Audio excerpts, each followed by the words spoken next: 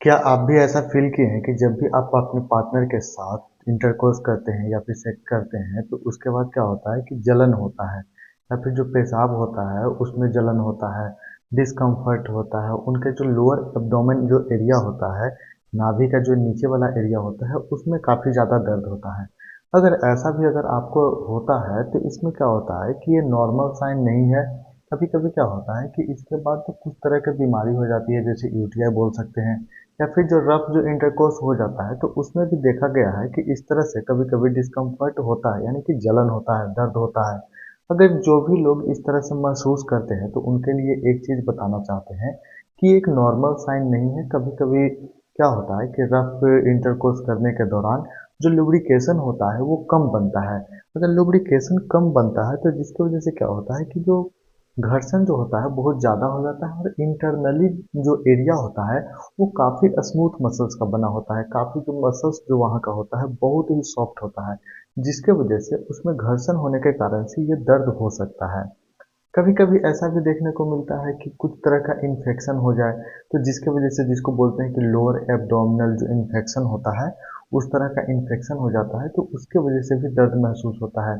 अगर यूरिन करते समय जलन महसूस हो, तो हो सकता है कि अंदर का म्यूकोसा टियर हो गया है, जैसे कहने का मतलब कि अंदर में जो परत होता है, हल्का-सा स्किन का जो परत होता है, उसमें कहीं न कहीं वो छिल गया है, तो जिसकी वजह से यूरिनेशन में प्रॉब्लम है।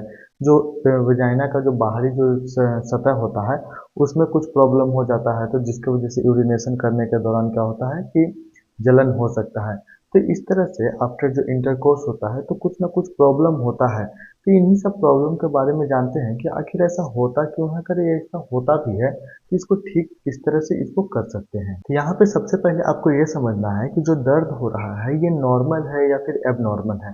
क्योंकि नॉर्मल इस तरह से देख सकते हैं कि अगर पहली बार हो रहा है या फिर काफ़ी टाइम के बाद हो रहा है, तो ये दर्द नॉर्मल बोला जा सकता है, लेकिन 1 से 2 दिन। लेकिन इससे भी ज़्यादा अगर दिन आपको दर्द हो रहा है, डिस्कम्फर्ट फ़ील हो रहा है, यूरिनेशन में प्रॉब्लम हो रहा है, तो कहीं न कहीं ज़्यादा ही प्रॉब्लम हो सकता है। और दर्द के साथ-साथ अगर आपको बुखार है, बदबू आ रहा है, काफ़ी ज़्यादा डिस्चार्ज हो रहा है, तो उस दौरान आपको क्या करना है कि डॉक्टर से मिलना है, उनको प्रॉपर बताना है कि आपके साथ क्या हुआ है, वो ट्रीट कर सकते हैं। जो फीमेल के अंदर ऐसा भी होता है कि कुछ दर्द का जो कॉमन कारण होता है कि कौन-कौन सा ऐसा जो कारण होता है कि जिसकी वजह से उनको दर्द हो सकता है। तो सबसे पहले होता है कि लुब्रिकेशन की कमी, जो लुब्रिकेशन होता है, जो वेजाइना के थ्रू जो एक तरल गाढ़ा जो पदार्थ निकलता है, उसकी कमी। क्योंकि कभी-कभी ऐसा भी होता है कि कोई अचानक से आके इंटरकोर्स कर रहे हैं लेकिन मन नहीं है, उसके बाद भी करते हैं, तो जिसकी वजह से क्या होता है कि अंदर से फीलिंग आता नहीं है, तो जो लुब्रिकेशन जो होता है सही तरीक़ा से वो बनता नहीं है, जिसकी वजह से क्या होता है कि म्यूकोसा टेयर हो सकता है, जिसकी वजह से दर्द हो सकता है। दूसरा जो कारण होता है इन्फेक्शन, क्योंकि जो अगर आप साफ-सफाई का ध्यान नहीं रखिएगा तो उसमें क्या होता है कि इन्फेक्शन का चांसेस बढ़ जाता है और जब भी इन्फेक्शन का चांसेस बढ़ता है तो क्या होता है कि उस समय क्या होता है कि दर्द होना संभव है। जब भी ये दर्द होगा तो क्या होगा कि आपको डिस्चार्ज ज़्यादा होगा, फॉल स्मेल आएगा, गंदा सा स्मेल आएगा, इचिंग होगा, खुजली जैसा होगा और साथ ही साथ कभी-कभी कंडीशन में देखा गया है कि बुखार भी आने का संभावना हो सकता है।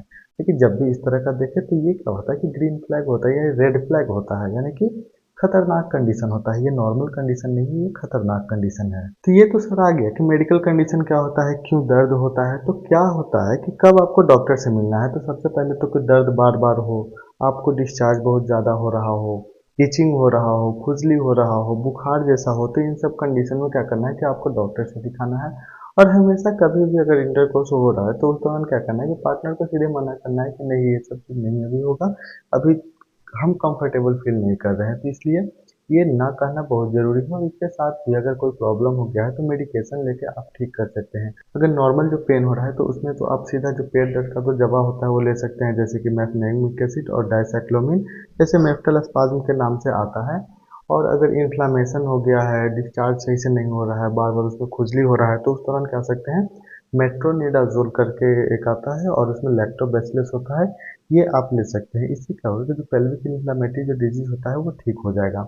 इसके साथ ही अगर कब बहुत ज़्यादा इन्फेक्शन हो गया है फंगल इन्फेक्शन हो गया, डिस्चार्ज बहुत ज़्यादा गाढ़ा हो रहा है, तो उस दौरान क्या करना है, डॉक्सीसाइक्लिन जो एक एंटीबायोटिक होता है वो भी आप ले सकते हैं। तो इस तरह से एंटीबायोटिक लेकर उसको ठीक कर सकते हैं।